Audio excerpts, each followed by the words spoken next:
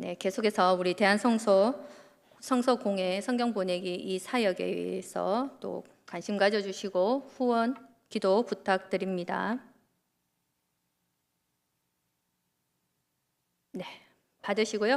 오늘 우리에게 주시는 하나님의 말씀은 마태복음 6장 24절에서 30절까지 말씀입니다. 마태복음 6장 24절에서 30절까지 말씀입니다.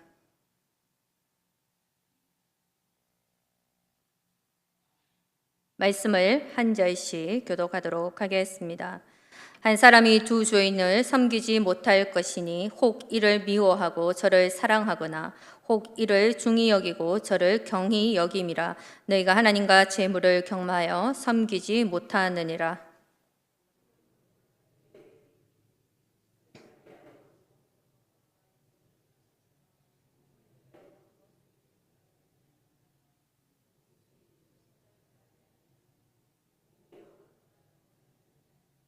공중의 새를 보라. 심지도 않고 거두지도 않고 창고에 모아 들이지도 아니하되 너희 하늘 아버지께서 기르시나니 너희는 이것들보다 귀하지 아니하냐.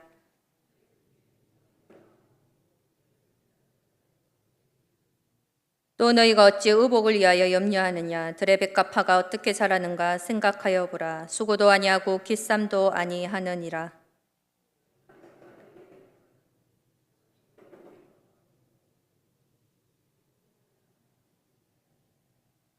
함께 하시겠습니다. 오늘 있다가 내일 아궁이에 던져지는 들풀도 하나님이 이렇게 입히시거든 하물며 너희일까 보냐. 믿음이 작은 자들아. 아멘. 몇 년 전에 모 보험회사에서 광고 중에 걱정 인형이 나와서요 노래를 부르면서 보험에 광고를 했던 내용이 있어요. 내용에 보면요, 걱정 마세요, 걱정 마세요, 걱정은 내게 주세요. 행복하세요, 행복하세요, 행복만 생각하세요, 요요요 하면서요, 새해에도 걱정은 우리가 대신할게요 이렇게 마무리를 했어요. 기억 안 나시죠? 네. 오늘 이 자리, 예배 자리에 나온 우리 모두에게 이 시간부터는 걱정과 염려를 내려놓고 사실 수 있으시기를 주님의 이름으로 축복합니다. 아멘. 여러분, 이 걱정 인형 맞추고 난 뒤에 걱정 인형이 뭔지 한번 쳐보시면 이거 아실 거예요. 근데 이 걱정 인형이라는 것이요 원래요 과테말라에서 유래를 되었다라고 합니다. 이 과테말라는요 중앙 아메리카의 멕시코 아래에 위치한 나라입니다.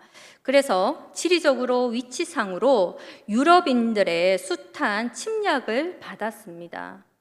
그리고 많은 또한 종족들 간의 내전도 잦았던 나라입니다. 거기다가요 화산 폭발 등 자연재해까지 겹쳐져서 하루하루 불안에 살 수밖에 없는 나라입니다. 이렇게 불안한 상황 속에서 심리적인 안정을 얻기 위해서 만들어진 것이 바로 이 걱정 인형이라고 해요. 이 걱정 인형은요 주로 부모가 어린 아이들을 달랠 때 사용되었다라고 합니다. 그러니까 부모가 천으로요 여러 개의 인형을 만들어서 그 인형을 만들어 넣어서 아이들에게 선물해 주었다라고 해요. 그래서 아이들은 밤마다 이 걱정 인형을 하나씩 꺼내서는 자신의 그 걱정을 털어놓고 또한 편안한 마음으로 잠을 청하기도 했다라고 합니다. 근데 이 걱정 인형이요 아이들에게는 통할지는 모르겠지만 지금 이 자리에 있는 우리 현실 감각이 뛰어난 우리 어른들에게는 통하지 않다라는 것이죠. 걱정 인형에게 자신의 걱정을 털어놓아도 아무 소용이 없다라는 것은 우리는 너무나도 잘 알고 있다라는 것입니다. 실제로 사람들이 걱정 인형으로 삼고 사는 것은 바로 돈이다라는 것이죠. 돈이요. 우리 주변에 우리의 삶을 위협하는 요소들이 얼마나 많습니까? 오늘은 어떤 일이 일어날지 또 내일은 어떤 일이 일어날지 모르는 것이잖아요. 언제 어디서 자신의 삶을 위협하는 일이 일어날지 모르는 불안함에서 자신을 보호하기 위해서 선택하는 수단이 바로 우리는 돈이다라는 것이죠. 생각해 보세요. 지금도 당장 먹고 사는 일이요. 그리고 주거 환경을 마련하는 일, 그리고 아이들을 공부시키는 일, 몸의 건강을 유지하는 일, 노후를 대비하는 일 등 다 우리의 삶을 불안하게 하는 요소들입니다. 그런데 돈만 있으면 이 모든 문제가 깔끔하게 해결된다라고 생각하는 거예요. 우리가 경험하고 아는 것처럼 여러분, 돈에는 능력이 있습니다. 문제를 해결하는 능력도 있고요. 그리고 어느 정도는 만족과 기쁨을 주는 능력도 돈에는 분명히 있습니다. 그래서 더 많은 돈을 벌기 위해서, 소유하기 위해서 우리는 노력하지요. 실제로 우리가 어느 정도 경제력을 가지고 있는 것도 사실입니다. 그렇다면 문제는 무엇일까요? 지금 우리가 가지고 있는 거, 지금 내가 가지고 있는 거로는 우리는 만족할 줄 모른다라는 것이죠. 여러분은 어느 정도의 연봉을 받고 계십니까? 어느 정도로 생활비를 사용하십니까? 어느 정도의 몇 평의 정도의 집에 살고 계세요? 어느 정도의 배기량을 가진 차를 지금 몰고 계십니까? 어느 정도 생활을 유지하고 있으니 이만하면 됐다고 생각하십니까? 그래, 난 이제 나의 삶에 만족해 하시는 분 계셔요? 아니면 조금만 더라고 생각하십니까? 늘 조금만 더라는 생각을 하고 산다면 늘 돈에 대해서 걱정하고 불평하는 마음이 생긴다. 그걸 한번 생각해 보아야 한다라는 것이죠. 돈을 오로지 나 자신만을 위하여 사용하고 있다면 한번 생각해 봐야 한다라는 것입니다. 내가 돈을 섬기고 있는 것은 아닌지. 돈은 쓰는 것이지 섬김의 대상이 될 수 있을까요? 하나님처럼 경외의 대상이 될 수가 있을까요? 예수님께서 얼마든지 그런 위험이 있다라고 오늘 본문에 말씀하십니다. 오늘 본문의 24절을 볼까요? 24절에 다시 한번 보면요. 한 사람이 두 주인을 섬기지 못할 것이니 혹 이를 미워하고 저를 사랑하거나 혹 이를 중히 여기고 저를 경히 여김이라. 너희가 하나님과 재물을 겸하여 섬기지 못하느니라. 말씀을 보면 돈이 얼마든지 하나님과 경쟁 상대가 될 수 있다라는 말씀을 하십니다. 돈이 얼마든지 하나님이 차지하셔야 할 자리를 이 돈이 대신 차지할 수 있다라는 말씀입니다. 그럼에도 불구하고 여러분, 우리는 돈이 많았으면 좋겠죠. 그리고 돈은 좋은 것이다라고 생각합니다. 많으면 많을수록 좋다고 생각하지만, 근데 오늘 말씀에 24절의 말씀이요. 24절의 말씀을 보면 사실 돈은 무섭다라는 것이죠. 무서운 거예요. 돈이 우리의 마음에서 사랑과 경외의 대상이 되었을 때 돈은 그냥 돈이 아니라 만몬이 된다라는 것입니다. 만몬은요, 물질적인 부와 탐욕을 의미하는데, 즉 돈이 신이 된다라는 것입니다. 돈신이요. 우리가 돈의 마음을 뺏기는 순간 돈은 우리를 노예로 만들어 버립니다. 돈의 노예로 사는 삶이 과연 행복할까요? 사람들은 돈을 걱정 인형이라고 생각하지만 실제로는 정반대다라는 것이죠. 돈의 마음을 빼앗기면 돈은 걱정과 염려의 진원지가 됩니다. 생각해 보세요. 돈 때문에 생기는 문제들이 얼마나 많은지 모르겠습니다. 돈이 없어서도 문제이기도 하고요. 참 돈은 없어서 문제고 있어도 문제인 것 같습니다. 돈 때문에 기뻐하고 돈 때문에 근심하게 됩니다. 혹시 우리 중에 주식 투자하는 분이 있을지 모르겠습니다. 저 아는 분도요, 주식 투자를 하시는데, 근데 주식의 마음을 빼앗기면 이 감정 상태가요, 주가 지수와 똑같아진다라고 합니다. 주식이 오르면 기쁘고요, 반대로 주식이 확 내려지면 감정 상태도 곤두박질 친다라고 합니다. 오랫동안 주식의 이 시세가 오르지 않으면 흡사 우울증에 걸린 것 같은 그러한 마음이 든대요. 그러니까 한마디로 주식 때문에 돈에 울고 웃는다는 것이죠. 뿐만 아니라 돈 때문에 가장 친밀해야 할 관계가 깨어지기도 합니다. 돈 때문에 얼마나 많은 죄를 짓는지도 모르겠습니다. 우리 주변에서 일어나는 범죄들을 보면 거의 돈과 관련된 문제다라는 것이죠. 사람들은 돈이 우리의 생명과 안전을 지켜줄 수 있을 것이다 라고 생각합니다. 그래서 돈과 각종 보험이 염려를 막아주고 미래를 보장해 줄 수 있다라고 생각을 하죠. 돈만 있으면 모든 문제가 해결된다. 돈만 있으면 모든 문제가 해결된다. 혹시 그렇게 생각하고 계십니까? 그렇게 생각하고 계신다면 뭔가 크게 착각하고 계신다라는 것입니다. 한때 세계 최고 부자라고 알려졌던 록펠러가 그분이 죽기 전에 위장이 너무나도 안 좋았대요. 위장이요. 그래서 자신의 위장이 좋아진다면 자신의 재산 10억이라도 내놓을 수 있겠다. 내가 10억이라도 내놓겠다라고 말을 했답니다. 그만큼 그의 위장이 나빴다라는 것이죠. 위장을 좋게 해주는 사람한테 무조건 내가 10억 이상 주겠다라고 했다는 거예요. 그는 단단한 음식물을 소화시킬 수가 없어서 우유나 크래커 그리고 소화가 잘 되는 몇 가지 음식만 먹고 살았다는 거예요. 세계적으로 부자였던 사람이요. 여러분, 천문학적인 재산을 갖고 있다 하더라도 튼튼한 위장을 그는 가질 수가 없었다라는 거예요. 돈으로 건강을 살 수도 없고요. 사고를 막을 수도 없습니다. 아무리 많은 돈을 가지고 있다고 해도요. 배신과 죽음과 질병에서 자유롭지 못한다라는 거예요. 그러니 상당한 돈을 가지고도 염려와 두려움으로부터 자유롭지를 못한다라는 것이죠. 돈을 따르는 삶이 가진 위험성이 또한 하나가 더 있는데요. 그것은 바로 하늘의 보물을 쌓지 못한다라는 것입니다. 돈은 생활에 필요한 것이기도 하지만요, 하늘의 보물을 쌓는 수단이기도 합니다. 제가 한번 말씀드렸는데요. 근데 우리 주변에는 돕고 섬겨야 할 때가 또한 얼마나 많습니까? 오늘도요, 믿지 않는 곳에 그 성경이요, 귀에서요. 하나님의 말씀, 우리는 너무나도 쉽게 접할 수 있는 이 성경이요. 그러나 돈을 섬기는 사람들은 보물을 쌓지 못한다라는 것이죠. 다 자기의 만족과 유익을 위해서 소비하다가 끝난다라는 거예요. 소비적인 인생이 되고 만다라는 것입니다. 왜 그럴까요? 그건 돈만 바라보고 살기 때문에 그렇습니다. 하늘을 바라보지 못하는 거예요. 하나님을 바라보지 못하고요.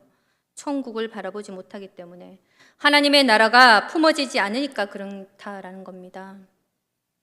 그렇다면 우리가 돈의 노예로 살지 않고 주인으로, 그렇다면 우리가 어떻게 살 수 있을까요? 어떻게 하면 돈과 삶에 대한 염려에서, 그래서 우리는 어떻게 자유로워질 수 있을까요?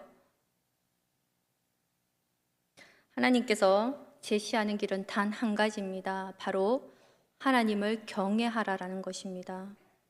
하나님을 경외하는 거예요. 오늘 본문에서 예수님께서는 염려에 사로잡혀 있는 사람들에게 무엇을 보라고 하십니까? 자연을 보라고 하십니다. 우리가 자연에서 배울 것이 있다라고 말씀하십니다. 우리가 자연에서 배워야 할 것이 무엇일까요? 그렇다면요, 하나님이 얼마나 자비로우신 분인가 하는 것, 그거를 배워라라는 것입니다. 다르게 말하면 하나님에 대한 경외심이다라는 것이죠. 하나님에 대한 경외심이요. 우리는 의식주를 염려하고 우리의 미래가 어떻게 될 것인지 걱정하는 거죠. 그러나 염려는 문제 해결에 아무런 도움이 되지 않는다라는 거예요. 여러분, 염려해서 걱정해서 그게 해결이 되었습니까? 육체와 마음을 피곤하게 할 뿐이다라는 거예요. 생활의 문제로 염려하느냐? 그렇다면 너희들 하늘에 나는 새를 봐라, 들에 핀 백합화를 보라 라고 말씀하십니다. 염려하지 않아도 하나님께서 다 먹이고 입히신다라는 것입니다. 하나님께서는요, 미물들을 귀하게 여기시고 돌보아 주신다라는 거예요. 자신이 창조한 피조물이기 때문에 그렇습니다. 네, 여러분, 피조물 중에 최고의 피조물이 누구입니까? 하나님이 지으신 피조물 중에요, 바로 사람이죠. 그 사람이요, 저와 여러분이다라는 것입니다. 저와 여러분이에요. 하나님께서 미물조차도 돌봐주시고 책임져 주신다면 하물며 너희일까 보냐 믿음이 적은 자들아. 이것이 예수님이 하신 말씀이다라는 것이죠. 하나님께서 나를 귀하게 여겨주시고, 하나님께서 그렇기 때문에 나를 귀하게 여겨주시기 때문에 나를 돌보아 주시고 책임져 주실 것이다. 여러분, 그렇게 믿어지십니까? 이 사실이 믿어져야지만요, 염려와 걱정이 끝나는 것입니다. 이 사실이요, 믿어져야 합니다. 그런데 우리는 이 진리를 그렇다면 진짜 믿는지 우리 주님이 어떻게 우리를 보고 알 수 있을까요? 하나님께서 나를 정말 귀하게 여겨주신다. 그렇다면 하나님께서 나를 어느 정도로 귀하게 여겨주시느냐? 바로 하나님의 형상을 따라 만들어주셨고 십자가에서 예수님과 내 생명을 바꿔주실 정도로 나를 귀하게 여겨주셨다라는 것입니다. 이 사실이 정말 깨달아지고 믿어져야지만 여러분들의 마음에 걱정이, 염려가, 불안이 사라지게 된다라는 거예요. 그렇다면 이 진리에 대한 합당한 반응은 무엇일까요? 제가 제자 훈련을 교육하고 수료식을 할 때에 제일 마지막에 이러한 질문을 하였습니다. 예수님께서 누구누구를 십자가에서 생명을 다해서 사랑하셨습니다. 예수님께서 누구누구를 위해 생명을 다해 십자가에서 사랑하셨습니다. 라고 제가 질문을 하면 그분은 수료증을 받으면 어떻게 대답을 해야 할까요? 네, 저도 이 생명 다 할 때까지 예수님을 사랑하겠습니다. 이렇게 반응이 나와야 된다는 거예요. 여러분, 이 고백이요, 저도 예수님을 생명을 다해 사랑하겠습니다. 이 고백이요, 건성이 아니라 정말 마음에서 우러나오는 고백이 된다면 돈으로부터 걱정, 염려, 불안 해결이 된다라는 것입니다. 여러분, 한 사람이 두 주인을 섬길 수 없다라고 하십니다. 이건 영적 원리예요. 예수님이 내 삶의 주인이 되신 이상, 그래서 돈이 주인이 될 수가 없다라는 것이죠. 누가복음에 보면요, 삭개오가 나옵니다. 삭개오를 어떻게 설명하느냐? 누가복음 19장 2절에 보면 딱 이렇게 설명해요. 누가복음 19장 2절에 보면 삭개오라 이름하는 자가 있으니 세리장이요 또한 부자라. 너무나 명확하게 확실하게 설명하고 있습니다. 바로 삭개오가 어떻게 살아왔는지 이 구절 속에 녹아내리고 있다는 거예요. 유대인들에게 세리는 매국노입니다. 죄인으로 취급받았죠. 왜냐하면 유대인들에게 세금을 걷어서 그 로마에게 바치는 일을 이 세리가 했기 때문에 같은 동족에서는 매국노라고, 죄인이라고 욕을 먹는 그러한 사람입니다. 하지만 이 삭개오는 동족들에게 욕을 먹는 한이 있더라도 그는 하나의 목표가 있었어요. 바로 부자가 되는 거예요. 부자였습니다. 근데 그것이 삶의 목적이었던 그가 갑자기 돈에 대한 태도가 바뀌어지는 거예요. 누가복음 19장 8절에 보면요, 누가복음 19장 8절에 보면 삭개오가 서서 주께 여짜오되 주여 보시옵소서 내 소유의 절반을 가난한 자들에게 주겠사오며 만일 누구의 것을 속여 빼앗은 일이 있으면 내 갑절이나 갚겠나이다. 삭개오는 더 이상 부자가 되는 것이 그의 목적이 되지 않았다라는 거예요. 목적으로 삼지 않았습니다. 그는 다른 사람을 위하여 자신이 가진 것을 나누어 주는데 관심을 가지게 되었고요, 정직, 공의라는 것의 가치를 새롭게 느끼기 시작했다라는 거예요. 삭개오에게 무슨 일이 그래서 일어났는 것입니까? 바로 삭개오에게 예수님께서 삭개오의 집에 오셨다라는 것이죠. 들어오셨다라는 거예요. 삭개오의 집에 들어오셨을 뿐만 아니라 삭개오의 마음에도 예수님께서 들어오셨기 때문에 바로 그때부터 이 삭개오의 돈에 대한 태도가 달라졌다라는 것입니다. 예수님께서 삭개오의 마음의 주인이 되었을 때에 비로소 돈과 바른 관계를 맺을 수 있었다라는 거예요. 여러분, 우리의 문제는 무엇을 먹을 것인가 하는 문제가 아니다라는 것이죠. 우리가 가진 진정한 문제는 무엇을 귀하게 여기느냐, 무엇을 귀하게 여기느냐, 이 문제입니다. 무엇을 보배로 삼고 사느냐라는 문제예요. 여러분은 무엇을 보배로 삼고 계십니까? 여러분들에게는 무엇이 보배입니까? 고린도후서 4장 7절에 이렇게 말씀하십니다.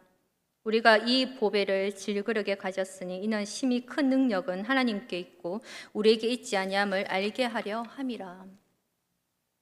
여러분, 돈도 능력이다. 그런 말도 있지만 질그릇 같은 내 안에 바로 나는 그 돈이 아니라 그 보배가 있는데 그 보배는 바로 주님이시다. 주님이 나를 존귀하게 하신다. 이것이 바로 나의 보배다. 여러분, 이것보다 더 큰 능력은 없다라는 것입니다. 이 능력이 염려를 극복하게 하는 힘이다라는 것이죠. 사도 베드로는 염려하고 있는 사람들에게 이렇게 이야기하고 있습니다. 베드로전서 5장 7절이에요. 베드로전서 5장 7절이요. 우리 같이 한 목소리로 같이 읽어볼까요? 시작. 너희 염려를 다 주께 맡기라.